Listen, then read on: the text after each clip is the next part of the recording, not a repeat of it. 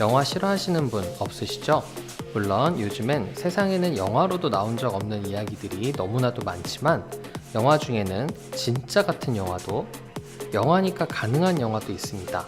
하지만 저는 실화를 바탕으로 한 영화를 가장 좋아하는데요. 그래서 오늘은 실화가 모티브가 되어 만들어진 영화 검사외전에 대한 이야기를 해볼까 합니다. 물론 범 얘기입니다.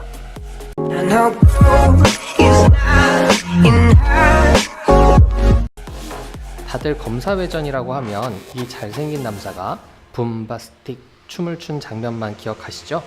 이 노래, 이 춤도 2012년 제19대 총선에서 광주 동구에 출마했던 한 후보의 실제 선거 운동이었다는 사실 다들 알고 계셨습니까? 아쉽게도 낙선하셨지만요.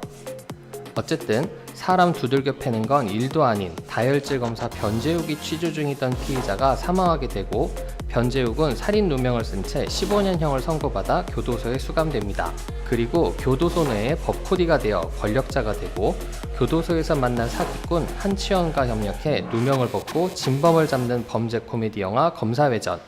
바로 이 970만 명의 관객을 동원한 영화의 모티브가 되었던 사건이 있습니다. 1998년 6월 경기도 일산, 1999년 10월 마포에서 변사체가 발견되었고 이에 한 강력부 검사는 4년 동안 이를 추적해서 두 사건의 범인이 동일인의 소행이라고 여겨 용의자를 검거하였습니다. 하지만 이미 경찰에서는 자살 사건으로 내사 종결하였고 장기 미제 사건 해결이라는 의혹에 앞선 나머지 혐의자들을 긴급 체포하여 무술 수사 요원들에게 혐의자들을 진정시킨다는 명목 하에 폭력을 이용해 진술서를 받도록 지시하였습니다. 당시 함께 체포된 다른 용의자들은 전치 1주에서 3주에 이르는 부상을 입게 되었는데 그중 한 용의자에게 사건이 발생하였습니다. 밤 9시부터 검찰청 조사실에서 조사가 시작되어 다음날 8시까지 발로 차고 밟고 엎드려 뻗쳐를 시키는 등 폭행과 가혹행위가 지속되었고 그로 인해 그 용의자는 몸을 가누지 못할 만큼 건강 상태가 이상하게 되었다고 합니다. 하지만 그 즉시 병원으로 후송하는 등 적절한 조치를 취하지 않았고 결국 약 1시경 병원으로 후송하였지만 그날 저녁 8시에 쇼크와 출혈로 사망하게 되었습니다. 해당 검사 측에서는 물리력을 행사하도록 지시하거나 서로 사전에 공모한 적이 없고 피의자가 자해를 하고 극렬하게 반항을 하기에 이를 제압하기 위해서 최소한의 유형력만 행사하였으므로 죄가 없다고 주장하였습니다.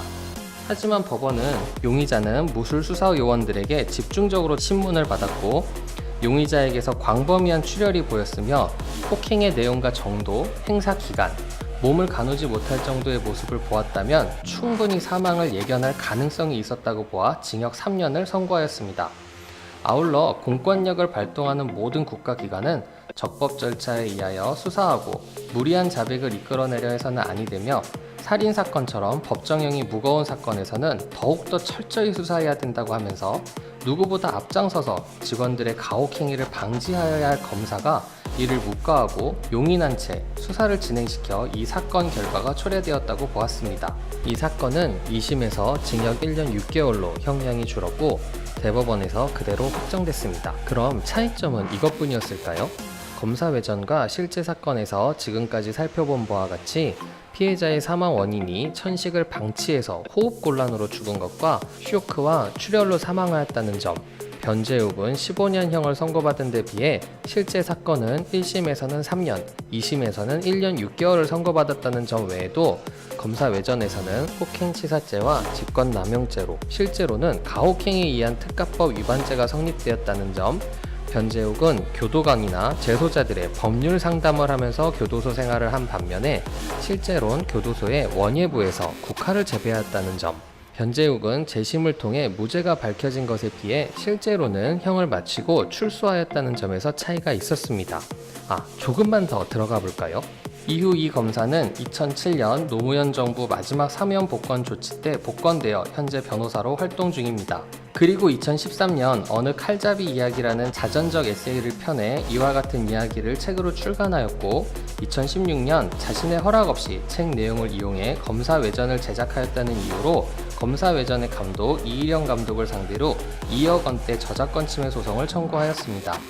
이에 법원은 기본 스토리의 유사점은 인정되지만 검사 외전의 피해자의 사망 과정이 다르고 극중 변재욱 검사는 징역 15년을 선고받았으며 교도소 내의 생활 역시 차이가 있다고 하면서 피의자 사망과 관련된 부분은 영화 2시간 분량 중 27분에 불과하고 책 속의 다혈질 검사는 이미 영화나 드라마에 널리 사용되는 추상적 캐릭터라고 하면서 소설이 특별히 유명세를 탔거나 판매 부수가 많은 것은 아니었다는 이유를 들어 검사의 손을 들어주지 않았습니다.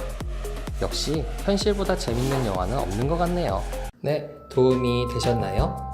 도움이 되셨다면 좋아요와 구독, 알람 설정을 눌러주세요. 궁금한 게 있으신 분들은 댓글을 남겨주시면 여러분들의 친절한 이웃 법규부가 빠르고 정확한 답변을 남겨드립니다. 지금까지 법률 119 법코디 초리였습니다.